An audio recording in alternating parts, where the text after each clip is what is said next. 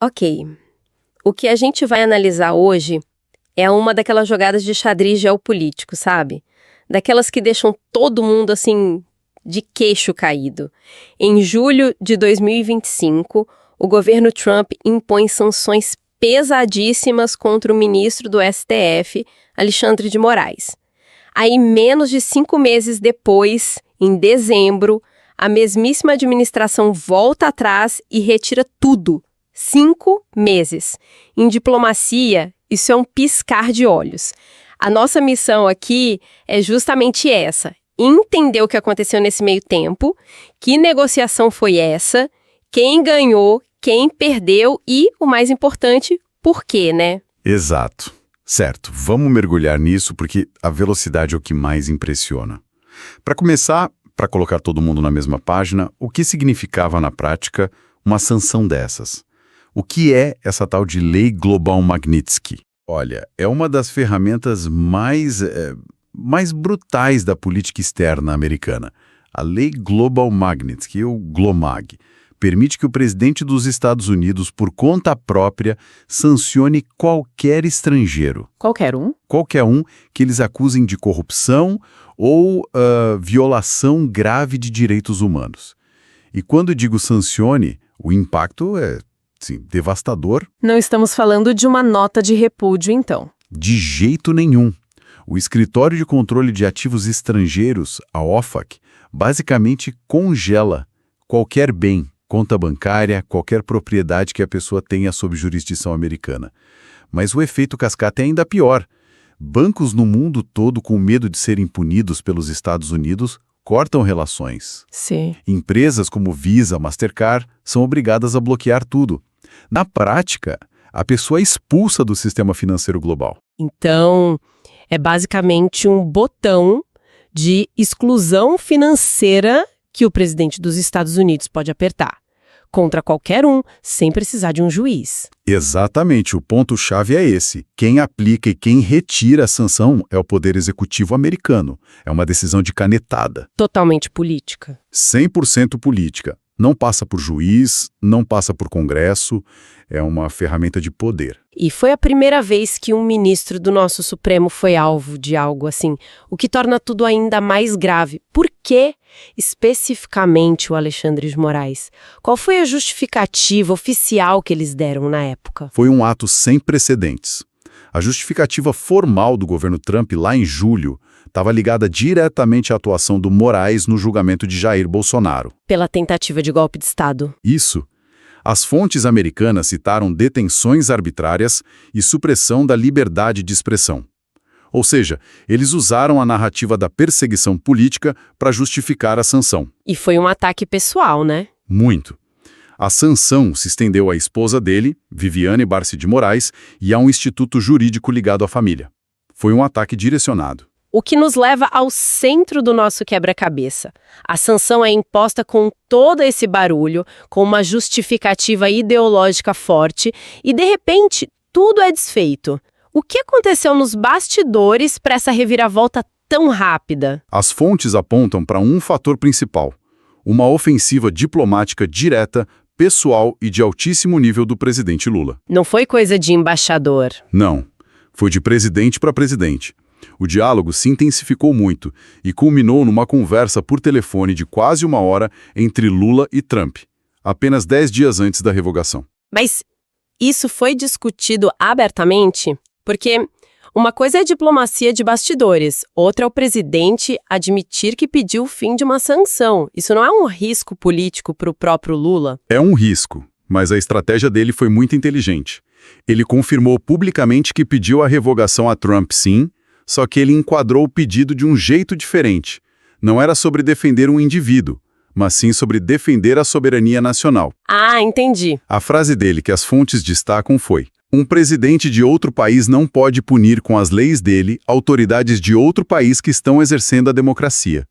Ele tirou o nome Alexandre de Moraes da equação e colocou instituição brasileira no lugar. Transformou um problema que podia ser visto como pessoal em uma questão de Estado. Exatamente. Ok, a estratégia do Lula faz sentido, mas e o lado do Trump? Por que ele, que comprou essa briga ideológica, aceitaria voltar atrás? Isso não faria parecer fraco para a própria base que via o Moraes como um inimigo? Pois é, essa é a chave para entender tudo. A decisão do Trump, segundo as fontes, não teve nada de ideológica. Foi um cálculo puramente pragmático, transacional, bem ao estilo dele. Existem dois eixos principais que explicam o porquê. O primeiro, e mais importante, é o geoeconômico. Dinheiro falando mais alto. Sempre. A revogação não aconteceu no vácuo. Um mês antes, em novembro, o governo Trump já tinha recuado de parte do tarifaço de 40% sobre produtos agrícolas brasileiros. Certo, já havia um movimento de aproximação. Um movimento claro. As negociações para um novo acordo comercial estavam a todo vapor. Manter a sanção era um obstáculo, um ruído que impediu o avanço. E tem mais. O Brasil estava, por exemplo, aumentando muito a importação de diesel da Rússia, um adversário geopolítico dos Estados Unidos, e fortalecendo laços com a China.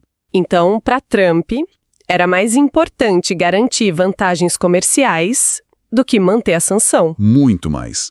A grande cartada ideológica da direita brasileira foi desfeita não por um debate sobre direitos humanos, mas por causa do preço do diesel e da soja. Isso muda completamente a perspectiva do que estava em jogo. Exatamente.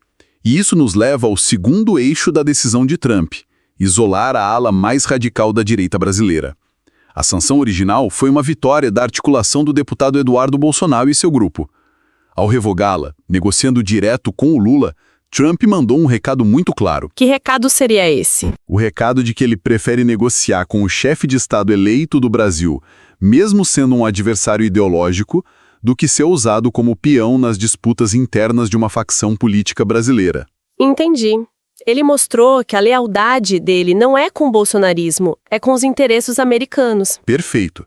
Ele tirou o poder de barganha das mãos do Eduardo Bolsonaro e centralizou a conversa onde ela deveria estar, entre o Planalto e a Casa Branca.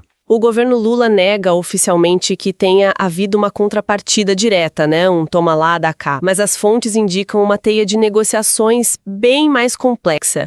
O que mais estava na mesa? E aqui é que o cenário fica fascinante, porque a gente vê a política externa se misturando com a política doméstica brasileira de uma forma explícita. O elemento mais controverso, que aparece em várias fontes, é a conexão com o projeto de lei da dosimetria, que estava em votação no Congresso. Certo. O projeto que, na prática, busca anistiar ou reduzir as penas dos condenados pelos atos de 8 de janeiro e que poderia, no limite, beneficiar o próprio Jair Bolsonaro. Precisamente. E essa conexão não é só especulação. Figuras de alto escalão do governo Trump, como o subsecretário de Estado Christopher Landau e o senador Marco Rubio, ligaram publicamente as duas coisas. Como assim publicamente? Falaram abertamente. Disseram que a aprovação do PL na Câmara era um primeiro passo na direção certa. Um sinal de que o Brasil estava combatendo os supostos abusos do judiciário. Espera aí. Então, autoridades americanas basicamente admitiram que estavam usando uma sanção como moeda de troca para influenciar a aprovação de uma lei dentro do Brasil? Isso é uma interferência gigantesca. Flagrante. E mesmo que o governo Lula negue qualquer acordo, a declaração pública dos americanos cria um fato político. Ela estabelece uma conexão inegável entre a pressão externa e a agenda legislativa interna. Além disso, as fontes mencionam outros pontos, mais especulativos, de possíveis concessões em áreas como taxação de big techs ou cooperação com a China. Mas o PL da dosimetria foi o item que veio a público. Ok, então o quadro geral é esse. Uma negociação complexa envolvendo soberania, comércio e até legislação interna. Se a gente colocar tudo na balança, quem saiu ganhando e quem saiu perdendo nisso tudo? Se a gente conecta todos esses pontos, o resultado é uma vitória política muito clara, quase inequívoca, para o governo Lula e para o judiciário brasileiro. Vamos começar pelo judiciário. Primeiro, para o Moraes e o STF, foi uma vitória institucional enorme. A mesma administração que aplicou a sanção, acusando a corte de abusos, foi a que a retirou. Isso foi lido interna e externamente como um endosso à legitimidade das ações do Supremo contra a tentativa de golpe. O próprio Moraes celebrou, diz que foi uma vitória do judiciário. E a ironia é que a tentativa de pressão externa acabou fortalecendo a união interna, né? Exatamente, teve o efeito oposto. Uniu o executivo e o judiciário em uma defesa conjunta da soberania. E para o Lula, especificamente, foi uma vitória diplomática pessoal. Ele mostrou força, eficácia, resolvendo uma crise grave com negociação direta. E, de quebra, estabeleceu o que as fontes chamam de uma química funcional com Trump, algo que pode ser útil no futuro. É fascinante porque essa vitória do Lula é a imagem espelhada do que aconteceu do outro lado, certo? Para a direita bolsonarista, as fontes pintam um quadro de derrota completa. É uma derrota que as fontes descrevem como estrondosa. A estratégia deles era simples: usar a sanção como uma moeda de troca para pressionar o STF a aliviar a situação do Bolsonaro e dos outros réus. Só que o plano ruiu. Implodiu. Em duas frentes. Primeiro, o STF não só não cedeu, como acelerou os julgamentos e condenou Bolsonaro. A pressão não funcionou. E a segunda frente foi o abandono pelo próprio aliado. Exatamente. A moeda de troca que eles achavam que tinham foi tirada da mesa pelo próprio Donald Trump. Isso desmoralizou completamente a tática. Mostrou que, para Trump, eles eram um instrumento descartável. E o que é mais significativo, e que talvez tenha consequências mais duradouras, é que essa derrota expôs um racha profundo dentro da própria direita. Como assim? A reação do grupo de Eduardo Bolsonaro foi tentar transferir a culpa. Disseram que o plano falhou por falta de coesão interna no Brasil. Espera aí. Eles culparam quem estava no Brasil? A culpa do plano deles ter falhado em Washington foi de quem ficou em Brasília.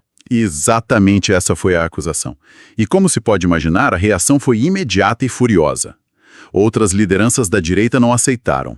O deputado Nicolas Ferreira, por exemplo, foi às redes sociais e classificou isso como uma fraude intelectual e uma narrativa infantil.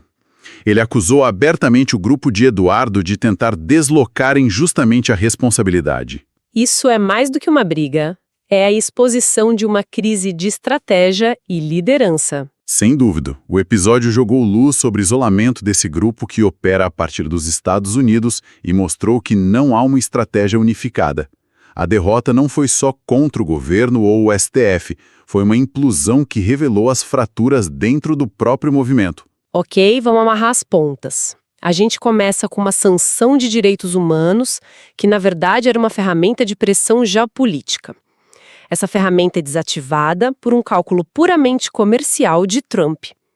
No processo, a revogação vira uma vitória diplomática enorme para Lula e institucional para o STF, e ao mesmo tempo vira uma derrota humilhante para a direita bolsonarista, que acaba expondo suas próprias divisões internas de forma brutal. É uma síntese perfeita. O ponto central é como um processo judicial brasileiro, o julgamento da tentativa de golpe, se tornou a principal variável na relação geoeconômica entre Brasil e Estados Unidos. Vimos tarifas, sentenças, projetos de lei e negociações presidenciais se misturando de uma forma que raramente fica tão explícita, né? Uhum. A soberania judicial do Brasil foi diretamente desafiada e, no fim, foi reafirmada pela via diplomática, pela ação do executivo. E para a gente fechar, fica uma reflexão. As fontes deixam claro que, apesar da negativa do governo brasileiro, autoridades americanas de alto escalão não tiveram o menor pudor em conectar publicamente a remoção da sanção à tramitação de uma lei específica no Congresso, o PL da dosimetria. Isso sugere que, mesmo sem a sanção, a política e as decisões do judiciário brasileiro vão continuar sendo monitoradas e usadas como variável estratégica por Washington. A questão que fica no ar é: será que este episódio estabeleceu um novo normal? Um precedente onde o funcionamento interno da nossa justiça passa a ser, de forma permanente, um item na mesa de negociações internacionais?